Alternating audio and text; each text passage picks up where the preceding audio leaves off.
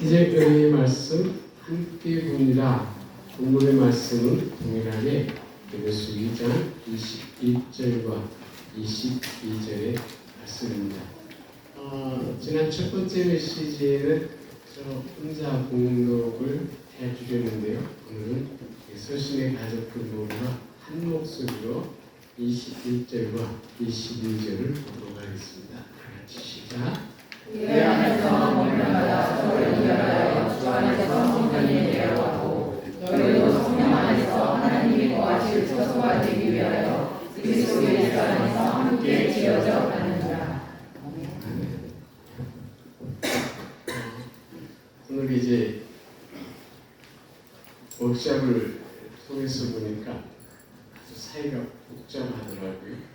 그리고 사회에 관해서 언급하는 분들마다 굉장히 우리가 불확실성 속에 살고 있다는 것을 늘 각성시켜 주고 있습니다.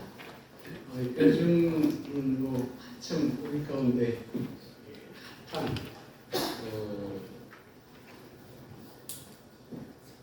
이제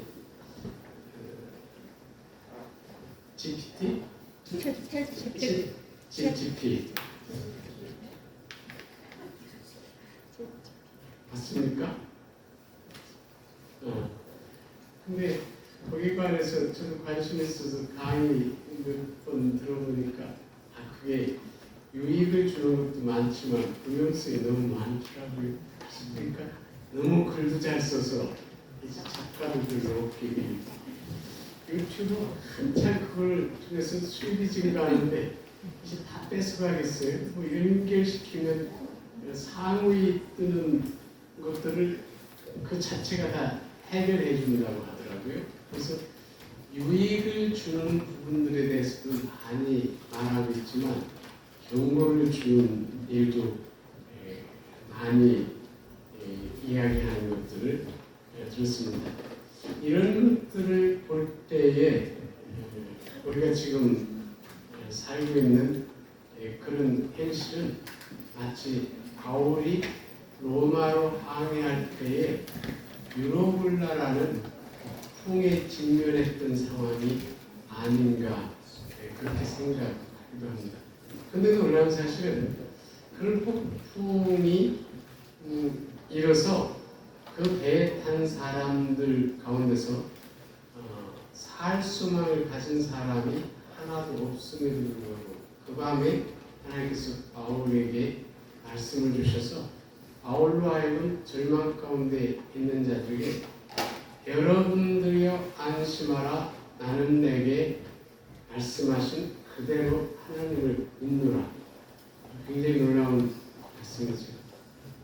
불확실성 시대에 살고 있지만 그럼에도 우리에게는 소망의 길이 있고 구원의 길이 있다라는 것입니다.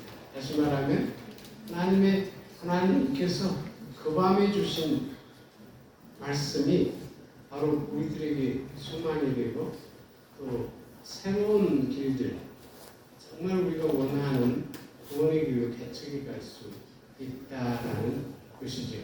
이런 의미에서 보면 이번 수양회를 통해서 주신 그런 말씀들도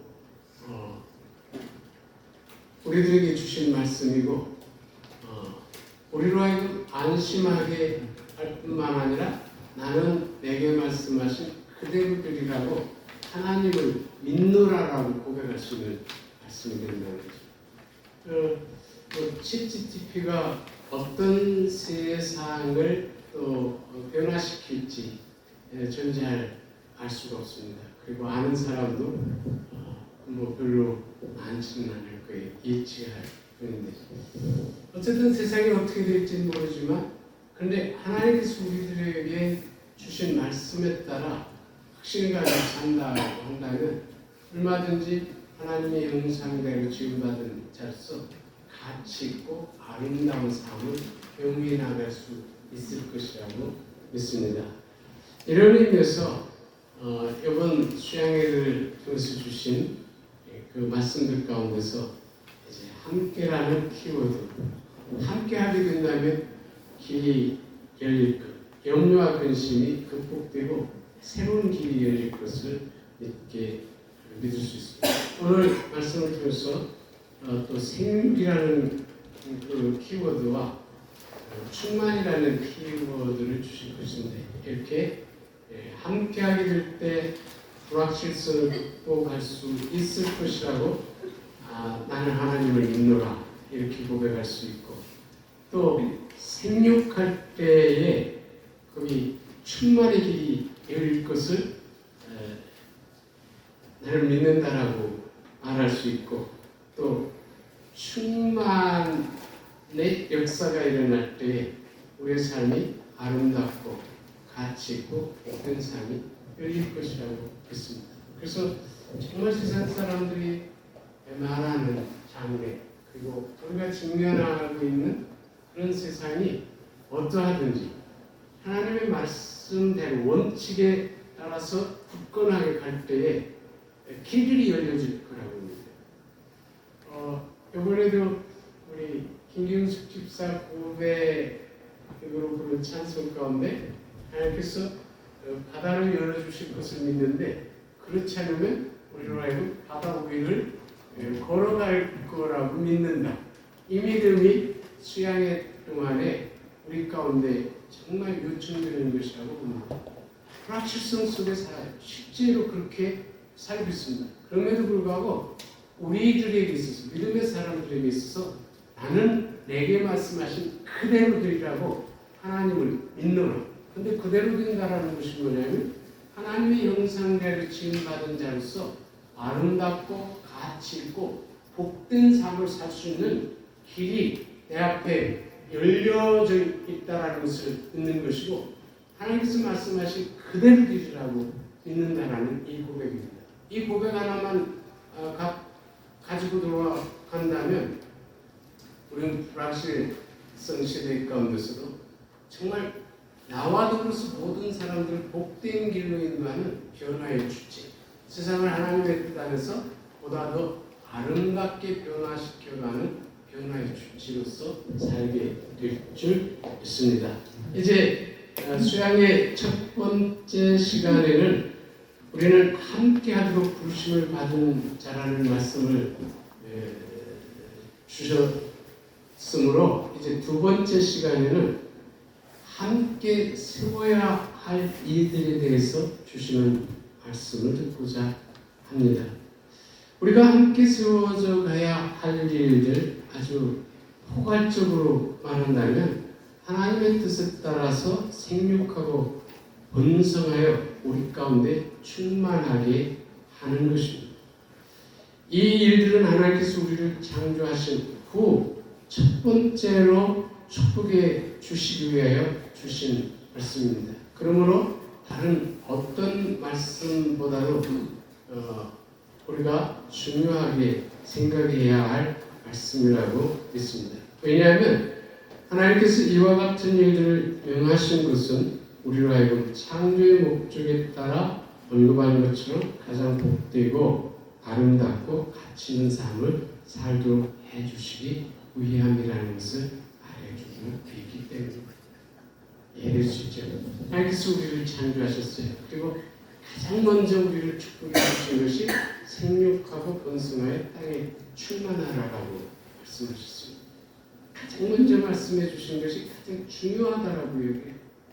그것은 하나님의 형상대로 가장 아름답고 복되고 또 가치 있는 삶을 살도록 하기 위해서 주신 말씀이라고 우리가 믿기 때문에 다른 어떤 말씀보다도 이 말씀을 중요하게 생각해야 한다라고 믿습니다. 이런 의미에서 창세기 1장 28절의 말씀은 우리가 믿음의 삶을 사는 여정에서 언제나 기억하고 살아야 할 말씀이라고 할 수 있습니다. 하나님이 그들에게 복을 주시며 하나님이 그들에게 말씀하시되 생육하고 번성하여 땅에 충만하라, 땅을 정복하라, 바다의 고기와 하늘의 새와 땅에 움직이는 모든 생물을 다스리라 하십니다. 오늘 이 말씀의 중요성을 다시 한번 인식하기를 원합니다. 특별히 이 말씀은 우리가 하나님의 명하심에 따라 생육하고 번성한다면 이로 인하여 땅이 충만하게 된다는 것을 말해주고 있습니다. 이게 충만이라는 말, 이거 뭐 가득 찼다라는 것이죠. 가득 차게 된다면 부족함이 없어요. 가득 찬 것은 언제나 만족함이 있는 것입니다. 이것이 바로 모든 사람이 바라는 복된 삶이에요. 근데 챗GPT가 이런 세상을 약속해 주고 있진 않아요.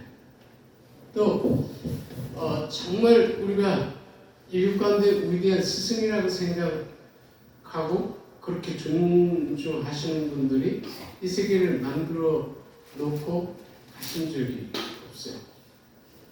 근데 모든 사람이 원하는 정말 그런 삶에 도달할 수 있는 게 하나님께서 우리들에게 마련해 주셨어요. 생육하고 번성하는 데. 우리가 생육하고 번성하면 우리가 살고 있는 것이 충만하대요. 근데 이 충만한 것에서는 부족함이 없어요. 만족함이 있습니다. 그것이 행복이에요. 그러니까 충만한 것에서 하나님의 형상대로 지음받은 자로서 정체성을 가지고 살고 합당한 삶을 살 수 있다는 것들을 말해주고 있는 것입니다. 이처럼 창세기 1장 28절이 모든 시대 믿음의 사람들에게 주는 중요한 메시지는 우리에게 복된 삶을 살 수 있는 길이 있다. 그래서 오늘 이 말씀 듣고 나는 내게 말씀하신 이래로 혼돈의 세대, 불확실성이 지배하는 세상 가운데서 나는 내게 주신 이 말씀이 이루어질 것을 믿노라. 내가 그렇게 고백할 뿐만 아니라 모든 그 불확실성 가운데서 어려움을 당하고 염려와 근심하고 있는 자들에게 우리는 이런 확신을 가지고 여러분들이요 안심하라. 나는 내게 말씀하신 그대로 되리라고 하나님을 믿노라 하고 고백해야 할 줄 압니다. 생육하고 번성하면 돼요. 그러면 우리가 거하는 땅이 충만하다라는 것입니다. 그러니 이제 적용을 위해서 당연히 물어야 될 질문이 있겠죠. 그러면 우리는 어떻게 하나님의 뜻에 따라 생육하고 번성하는 일을 할 수 있는가? 이 생육이라는 말이 오늘 이제 두 번째로 기억해야 될 키워드인데, 생육이라는 것이 뭘 의미합니까? 생산하는 것을 말하죠. 뭔가 계속해서 생산하면 충만하게 돼요. 그런데 하나님께서 우리들에게 생육하라고 하는 것은 하나님의 뜻 안에서 아름다운 것을 생산하라는 겁니다. 우리는 모두 다 생육하고 번성하도록 창조된 자들이에요. 언어를 생산할지라도 계속해서 아름다운 언어, 격려, 위로, 권면의 말을 생산하게 된다면, 그 말이 충만하게 된다면 거기에 행복이 있다는 겁니다. 또 다른 것도 생산할 수 있는 것이 너무 많죠. 하여튼 내가 하는 모든 일들이 하나님의 뜻 안에서 in Christ, 반드시 이 경계 안에서, 그 법칙 안에서 부지런히 생산하게 된다면 거기 충만이 있다는 거예요. 우리가 거하는 것이 충만이 있다는 거예요. 이것이 하나님께서 당신의 형상대로 지음받은 자들에게 허락해 주신 것입니다. 그렇기 때문에 당연히 우리는 어떻게 하나님의 뜻 안에서 생육하고 번성할 수 있는가, 이것이 우리들에게 있어서 관심의 대상이 되어야 하는 줄 압니다. 어떻게 하면 생육하고 번성할 수 있을까? 내 자신이 그런 사람으로 세우지, 내 자신이 그렇게 할 뿐만 아니라 우리 서신 공동체가 하나님의 뜻 안에서 모일 때마다 개인적으로 어쨌든 뭘 할 때마다 하나님 보시기에 생육하고 번성하는 일을 할 수 있는가? 임금입니다. 생육하고 번성할 수 있도록 하나님께서 주신 세 가지 은혜의 수단이 있습니다. 여러분들이 한번 맞춰봐요. 그것만 있으면 생육하고 번성하는 일이 있어요. 뭐가 있을까요? 하나는 사람입니다. 그렇죠? 사람이고 또 다른 하나는 조직입니다. 또 다른 하나는 삶의 터예요.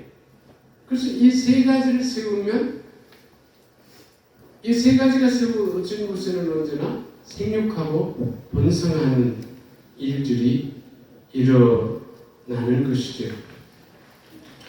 우리는 무엇보다도 우리가 생육하고 번성하기 위해서 무엇보다도 먼저 세워야 할 것은 사람입니다. 왜냐하면 하나님은 사람에게 생육하고 번성하라고 하셨기 때문입니다. 그러므로 우리가 스스로를 그리고 사람들을 생육하고 번성할 수 있는 사람으로 세운다면 우리 자신과 그들을 통하여 생육하고 번성하는 일이 일어날 것입니다. 우리는 성경을 통하여 생육하고 번성하여 자기 시대를 충만하게 한 사람들을 알고 있습니다. 아브라함, 모세, 다윗, 주님의 12 제자들과 바울 등 수많은 믿음의 사람들이 생육하고 번성하여 자기의 시대를 충만하게 했습니다. 그러므로 우리는 이들을 통하여 자신과 사람들을 생육하고 번성하는 사람으로 세운다는 것이 어떤 것인지를 알 수 있습니다. 이들의 삶을 살펴볼 때 나타나는 공통점들이 있습니다. 하나는 뭐냐면 이들 모두가 믿음의 사람들이라는 것이죠. 그리고 다음은 부르심에 따라 시종유일하게 살았던 사람들이고 또 다른 하나는 다른 사람과 함께하는 삶이 생활화된 사람들입니다. 그러므로 우리가 스스로를 그리고 사람들을 믿음의 사람으로서 부르심에 응답하며 사는 사람으로서 또 함께 하는 삶을 생활하는 사람으로 세운다면 우리가 있는 곳에 또 이렇게 세워진 사람들이 있는 곳에서 생육하고 번성하는 일들이 있을 것이고 이로 인하여 그들이 있는 곳에는 언제나 충만함이 있을 것입니다. 그러므로 자신이 있는 곳에서 생육하고 번성하는 일을 하는 사람들이야말로 진정한 의미에서 하나님의 뜻에 따라 세상을 보다 더 아름답게 복되게 변화시키는 사람들이라고 할 수 있습니다. 자, 믿음의 사람으로 세우는 것이죠. 부르심에 시종일하게 응답하는 사람으로 세우는 것을 바랍니다. 그 다음에 더불어서 사는 사람으로 키우게 된다면 이 사람들이 있는 곳마다 생육하고 번성하는 일들이 있어요.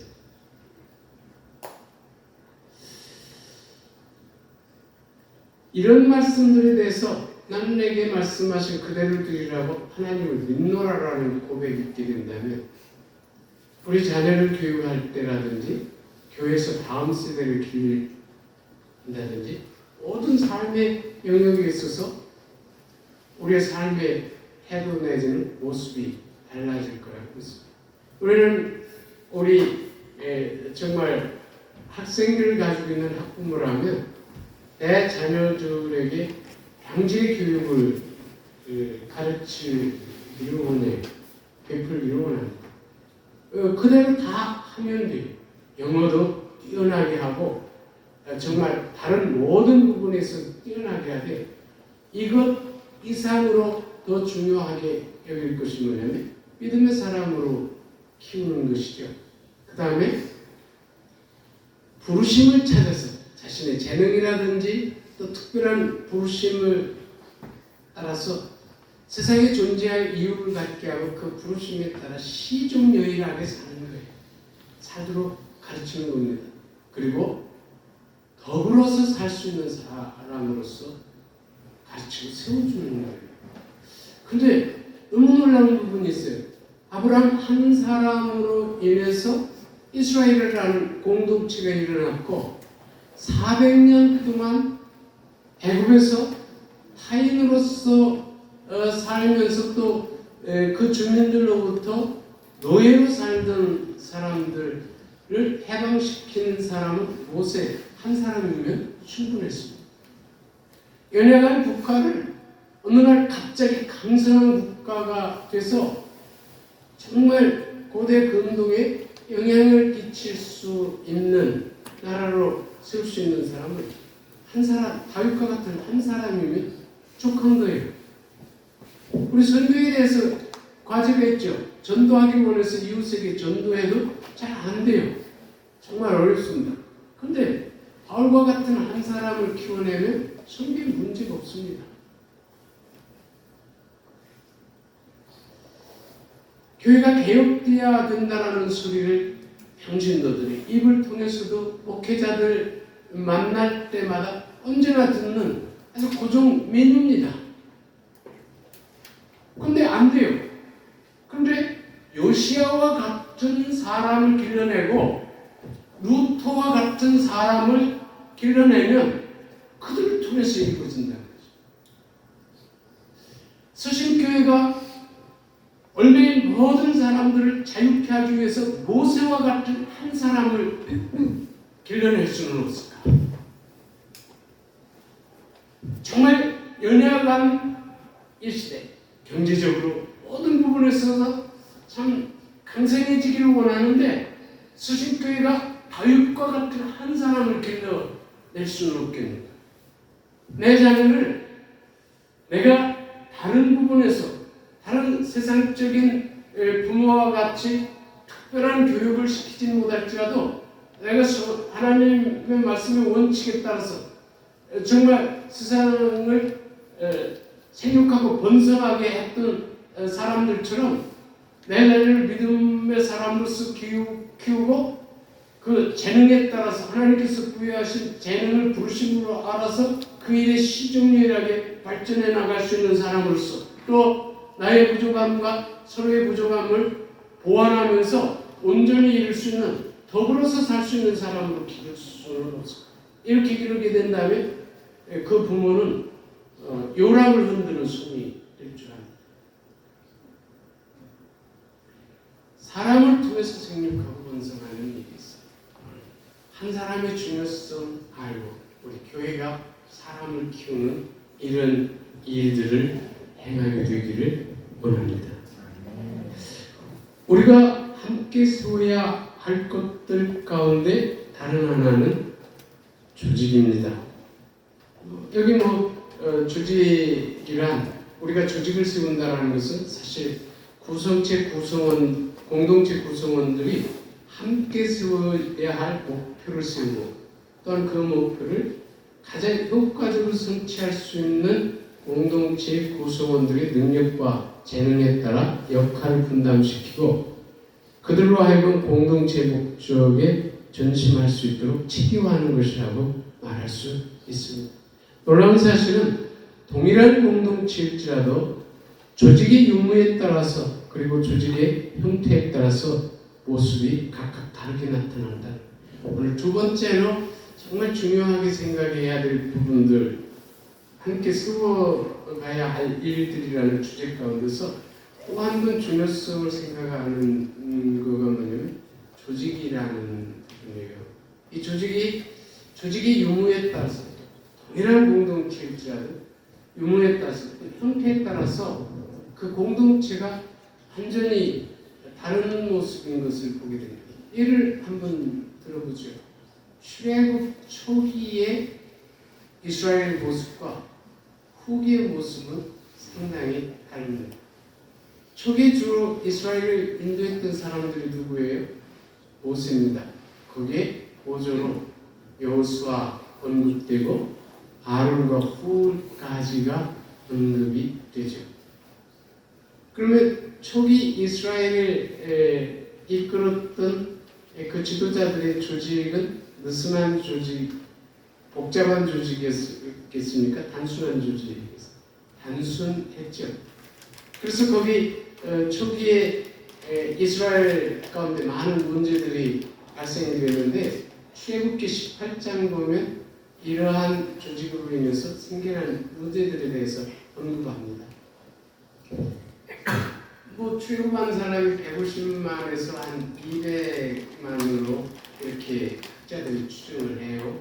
그런데 그들 가운데 얼마나 문제들이 많겠어요. 다 뭐 믿음에 성숙한 사람도 아니고 억지로 나온 사람들도 있겠고 뭐 그러니까 아주 복잡한 그런 상황이죠. 근데 이 복잡한 문제를 다 누가 처리했어요? 모세 혼자 처리를 했습니다. 그러니까 아침부터 저녁까지 계속해서 백성들을 재판하는 일들을 했다고 했어요. 그러면 모세 지치겠습니까? 지치지 않겠습니까? 이거 지치요. 그 다음에 또 다른 하나, 우리 병원 가면은 정말 지치죠. 가서 내 차례까지 오려면 적어도 예약을 하고도 1시간을 기다릴 때가 있는데 안 하고 가면 한 2-3시간 기다려요. 그러니까 이스라엘 사람들 이거 자기 순서 기다리다가 아주 지쳤더래요. 그런데 모세의 장인 이드로가 방문을 합니다. 모세가 하는 일을 보고 이제 거기에 그 문제를 해결할 수 있는 길을 가르쳐 주는데 그 길이 뭐냐면 조직을 새롭게 하는 것이었어요. 왜 이렇게 어렵게 일을 하느냐? 너희 중에 천부장과 백부장과 십부장을 세워서 각자의 능력에 따라서 백성들의 문제, 송사 문제를 해결하게 하고 이들의 능력이 미치지 못하는 것만 모세 네가 하면 된다.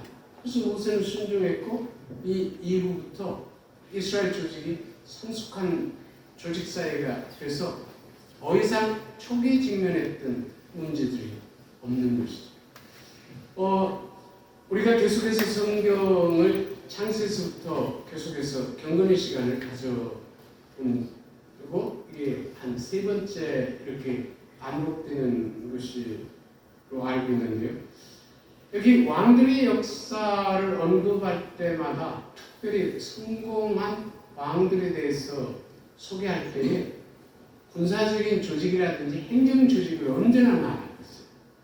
이 조직은 하나님께서 우리들에게 주신 굉장히 놀라운 은혜 수단이라는 것을 알 수 있습니다. 자그마한 가정 모임 어떻게 조직하느냐에 따라서 상당히 그 가정의 모습이 달라지리라고 합니다. 만약 부모가 가정의 모든 것을 책임져야 된다면 피곤하겠죠. 뭐 다 해야 될 거예요. 청소도 해야 되고 밥도 해야 되고 다 해야 되는데 가족 구성원들을 어떻게 조직하느냐에 따라서 상당히 그 역할 분담이 달라지고 더 나아질 거라고 봅니다. 어쨌든 중요한 것은 창세기서부터 계시록에 이르기까지 직접 언급한 조직이라든지 아니면 우리가 그냥 알 수 있는 조직이라든지 이 조직화되었다는 거예요.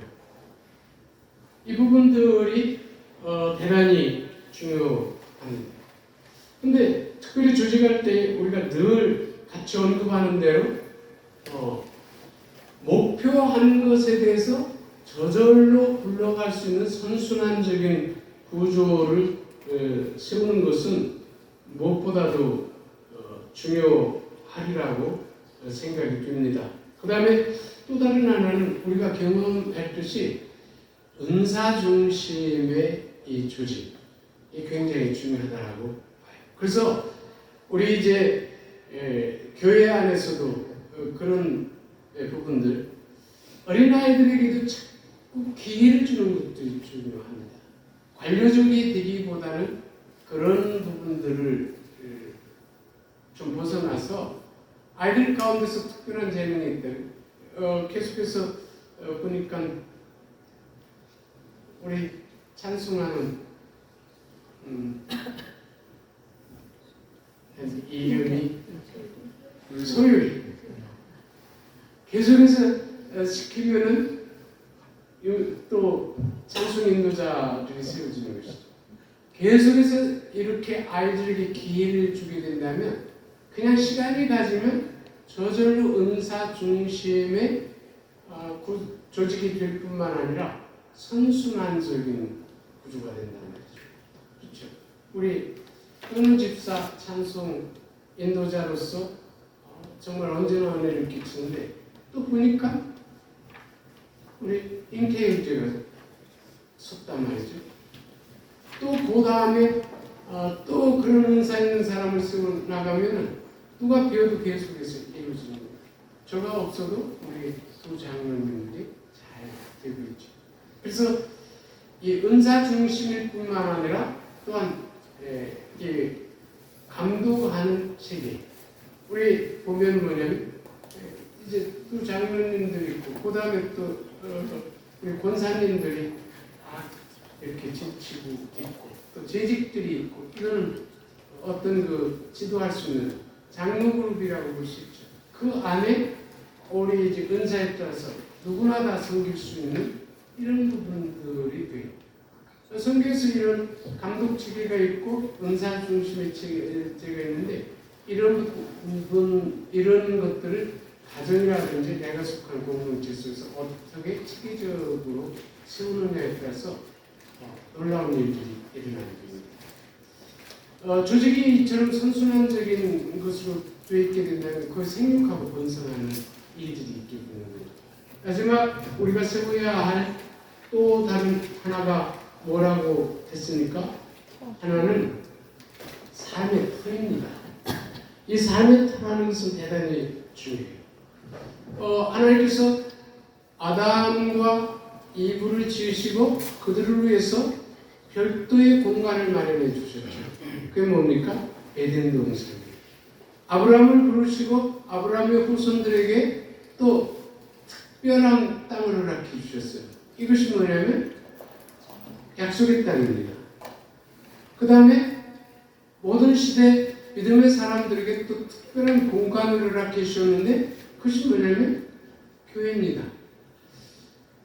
근데 놀라운 사실은 이게 삶의 터예요. 하나님께서 모든 사람들을 믿음의 사람으로 불러주시고 불러주신 사람들에게 믿음의 사람으로서 합당한 삶을 살 수 있도록 터를 마련해 주셨다는 거예요. 그럼 이 삶의 터가 뭐냐? 하나님께서 준비하신 터인데요. 이곳에 살 때에 하나님의 백성으로서 합당한 삶을 살게 되는데 이거는 문화와 관계가 됩니다. 문화와 관계가 돼요. 하나님께서 예비해 주신 그 삶의 터 여기서 살게 된다면 이게 신앙의 문화화 된다면 이곳에서 그냥 살아도 신앙에 따라서 살게 되는 것이죠. 이 문화는 우리가 생각하는 것 이상으로 중요해요. 에덴 동산 하나의 문화입니다. 약속의 땅 문화예요. 그리고 교회 하나의 문화입니다. 하나님의 형상대로 지음받은 자로서 합당한 삶을 살 수 있도록 하나님께서 예비해 주신 것이죠. 이게 삶의 터입니다. 이 터를 세울 때에 여기서 생육하고 번성하는 일이 있게 되는 것이죠. 그런데 놀라운 사실은 이 하나님께서 허락해 주신 이 삶의 터를 계속해서 확장하라고 그러고 있어요. 밟는 땅을 다 내게 준다라고 말씀하셨고 그 다음에 땅끝까지 이르러 복음의 증인이 되라고 이 거점을 계속해서 확장해 나가도록 허락해 주셨는데 이 삶의 터는 문화라는 개념이 있지만 또한 확장성이 있는 것입니다. 이런 것들이 우리가 세워야 할 것들입니다.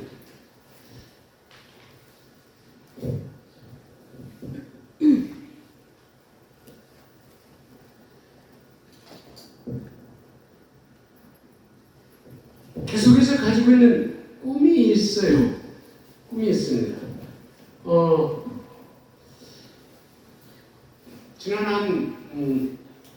지난 시간으로 70시간 이제 농업기술센터에서 교육받은 부분이 있습니다.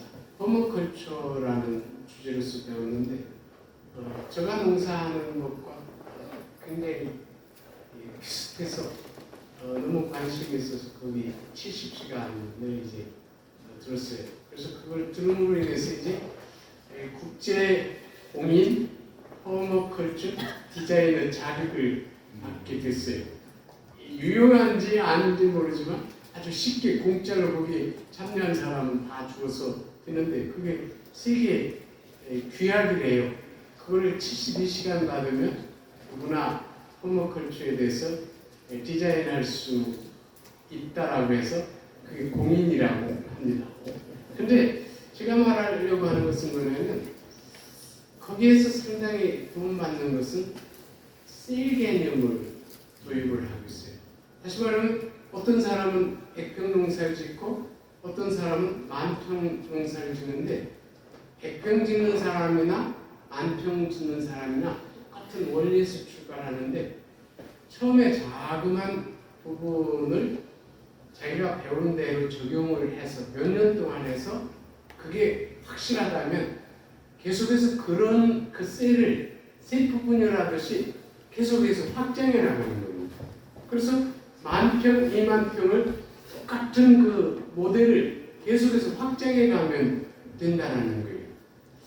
이런 것을 들었을 때 저는 무엇보다도 수신교회가 하나의 셀로서 예전부터 가지고 있던 그런 관심이죠. 만약 저를 목회자로 불러주셔서 지금 그룹 이 자그마한 교회가 하나의 셀이 된다면 그리고 여기에서 우리가 세워져야 할 것들을 세워서 이곳에 충만이 있다면 우리를 통해서 계속해서 이런 부분들을 재생산하면 되는 것이죠. 그렇게 된다면 계속해서 생육하고 번성하는 일이 일어날 줄 압니다. 이런 의미에서 이제 이번 2시간을 통해서 주신 메시지가 우리들에게 있어서 또 하나의 삶의 체계가 되길 원하고 자그만 셀을 시험할 수 있는 부분들이 되길 원합니다. 함께 하는 것이죠. 그 다음에 번성하는 일입니다. 생육하는 일이에요. 무언가 언어, 나의 행동, 나를 통해서 이루어지는 모든 것이 내게 있는 곳에 무언가 새로운 역사들이 새로운 만들어지는 일들이 있어야 되는데 하나님의 뜻 안에서 선한 것을 만들자 말이죠. 이렇게 된다면 번성하는 일들이 있게 되죠. 특별히 우리가 조직적으로 번성하려면 언급한 대로 믿음의 사람을 세우고 조직을 세우고 그 다음에 삶의 틀을 세우는데 이걸 사실 하나님 그 선이라는 말을 볼 수가 있어요. 선에 기초돼서 그렇게 세우는 것입니다. 그렇게 하면 충만하는 역사가 일어납니다. 그러면 충만히 우리가 이루고자 하는 그런 목표가 됩니다. 거기에 하나님의 형상대로 지음받은 자로서 가장 가치 있고 아름답고 복된 역사가 일어날 줄 압니다. 이런 의미에서 이번 메시지, 수양의 메시지를 통해서 3가지 키워드를 마음에 담아가지고 다 같이 한번 해볼까요? 키워드 하나가 그 다음에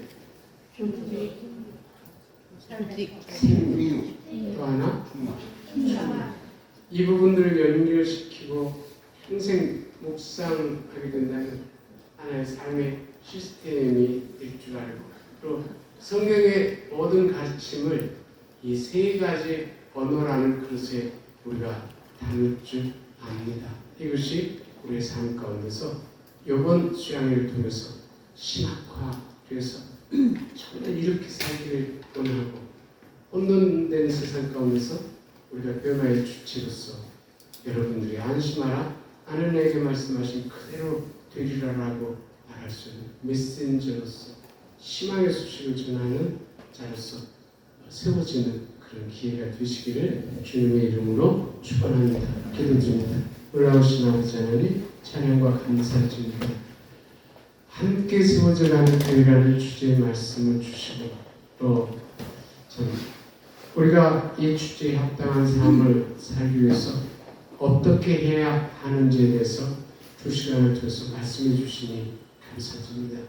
여기에 참여한 우리 모두 정말 함께라는 말과 또 생육이라는 말과 또 충만이라는 이 언어를 우리 마음에 간직하고 들어가게 하십니다. 이것이 이 3가지 언어가 믿음의 사람들의 삶의 모든 영역에 있어서 어떤 의미가 있는지 알게 허락해 주셔서 비록 더딜지라도 이 원칙에 따라 살게 하시고 이 세 가지 키워드가 믿음의 사람으로서 살아가는 하나의 또 하나의 체계가 될 수 있도록 하나님 오늘 베풀어 주시기를 소원합니다. 수양이 여기까지 인도해 주신 주님 감사드리고 또 말씀 듣고 그렇게 살기를 원하는 소신의 가족들 모두를 축복해 주시고 또 변화의 주체로서 살 수 있도록 축복해 주시기를 원하나이다. 감사드리며 우리 주 예수 그리스도 이름으로 기도드리옵나이다.